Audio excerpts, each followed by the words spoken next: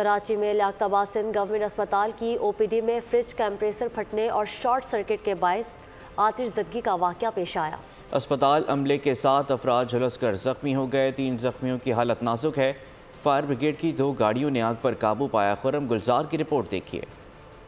Karachi Liaquatabad Sindh government अस्पताल की OPD में पेश आया आतिशज़दगी का वाक़या। इत्तला मिलते ही फायर ब्रिगेड और रेस्क्यू टीमें मौके पर पहुंची। आतिशज़दगी के नतीजे में झुलस कर जख्मी होने वाले अस्पताल स्टाफ के 7 अफराद को सिविल बंस वार्ड मुंतकिल किया गया। निगरान सूबाई वजीर सेहत साद खालिद नियाजी का मीडिया से गुफ्तगू में कहना था कि अमला मरीजों की जान बचाने की कोशिश में आतिशज़दगी से मुतासिर हुआ।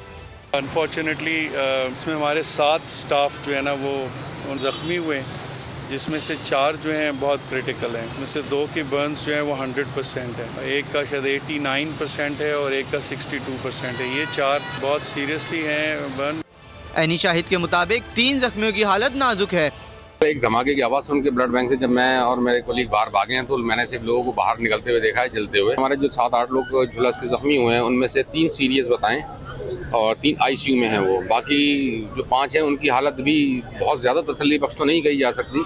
आतिशज़दगी के नतीजे में अस्पताल की ओपीडी में मौजूद 3 मोटरसाइकिलें भी जलकर तबाह हुई। BDS हुक्काम ने भी रिपोर्ट में आग लगने की वजह कंप्रेसर फटने और शॉर्ट सर्किट बताई है। सब्सक्राइब करें और बेल दबाएं ताकि कोई खबर रह न जाए।